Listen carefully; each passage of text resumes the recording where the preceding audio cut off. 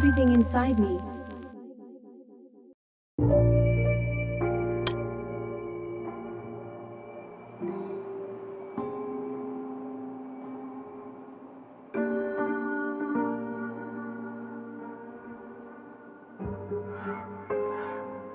At a time when many investors are calling gold a relic, and many younger ones, in particular, are buying Bitcoin instead, it is worth going back to fundamentals and looking at gold's role as money over thousands of years. I am not here to attack Bitcoin. Rather, I am here to defend gold.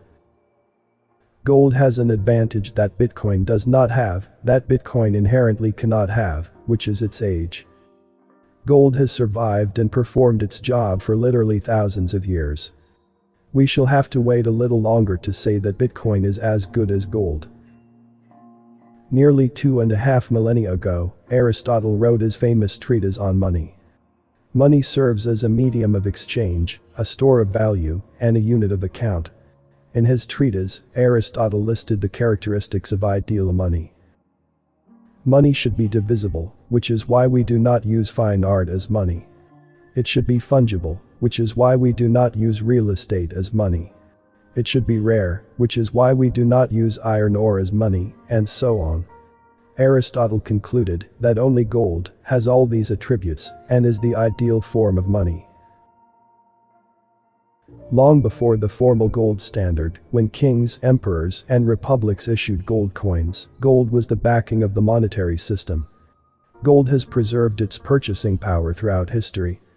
Roy Jastram, in his thorough book, The Golden Constant, looked at the price of gold, the cost of living, and the purchasing power of gold year by year, back to the middle of the 16th century, and before that, though the records are less reliable, back to the Magna Carta in 1215.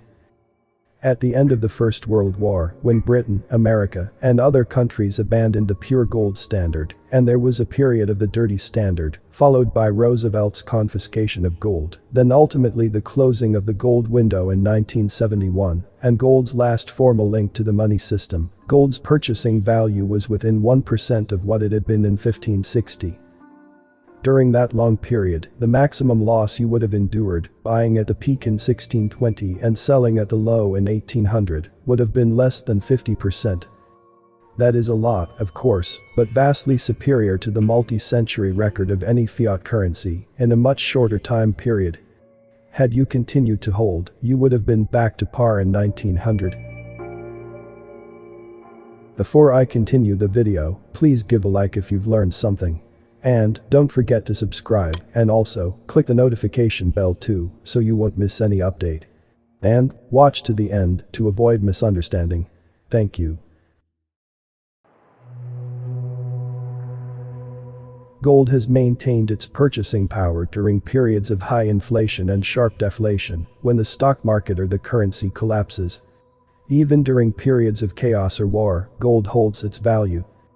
During these periods, people will look for alternate places for their cash. Gold is thought of as an inflation hedge because it performed spectacularly during our last experience with high inflation in the US, the decade of the 1970s.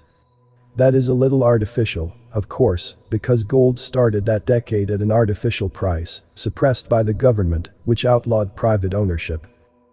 Undoubtedly, gold holds its purchasing power better than fiat currencies during inflation, but the truth is that many other assets do the same, for example, land, art, and the stock market.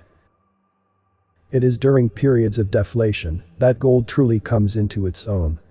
Even if the nominal price of gold does not appreciate as much during deflations as during inflations, Roy Jastram demonstrated clearly that in terms of purchasing power, gold performs better during deflations, and there are few other assets that hold up in deflations.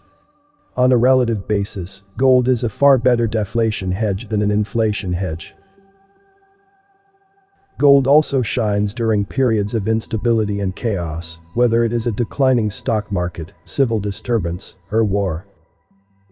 People think that gold is volatile, but, in fact, over relatively short periods and far longer ones, it has been one of the least volatile of assets. One thing we know about Bitcoin with certainty, it will continue to be volatile. Bitcoin has no central authority, it was designed that way. There is a predetermined number of new coins each year until the cap is reached. So, the supply of Bitcoin does not change with changes in demand. Price absorbs these changes, up or down, not supply. The designers of Bitcoin acknowledged that they did not know how to change that without a central authority. So, Bitcoin will remain volatile. Now, volatility is a positive thing if you are a speculator, but that is not so if you are looking for a store of value or as a payment system, so long as the good is priced in dollars. You want to pay your rent with Bitcoin priced at $64,000 one day, Bitcoin, which when it is priced at $30,000 2 weeks later when your rent is due. Where the supply or demand of gold increases or declines, it is not the price that absorbs the changes, but rather the opposite side of the equation changes. Thus, the largest unexpected increase in the supply of gold in the last 4 centuries was with the California gold rush, which increased supply by a little over 6% per year. As expected, there was an increase in inflation, too much money chasing too few goods, but the increase was about 1.5% a year for the rest of the decade.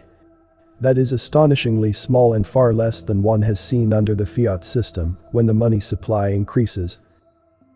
One last attribute of the ideal money, according to Aristotle. It must be a thing of value in and of itself. Gold is universally recognized and valued. You can travel to Zurich or Dubai, or the highlands of Papua New Guinea. Everyone will immediately recognize gold and desire it. Why, you can give some to your wife to adorn her neck. Here, Bitcoin and other cryptocurrencies spectacularly fail. Blockchain is a valuable invention. Satoshi Nakamoto has a brilliant mind. But ultimately, there is nothing of intrinsic worth there.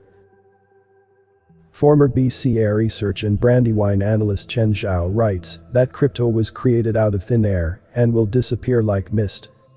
One does not have to go that far, but one can be certain that the same words could not be written about gold.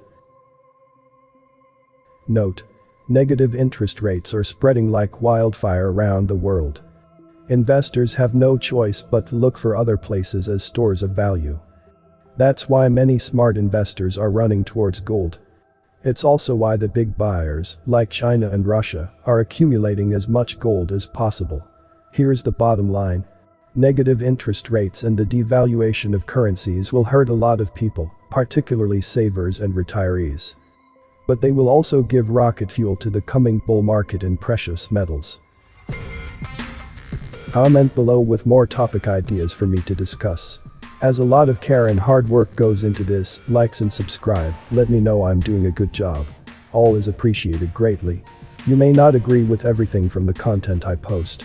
Apply critical thinking and use discernment to come to your own conclusions regarding the content. Thanks for watching this video. This Everything Inside Me channel, see you on the next video. Stay safe and healthy.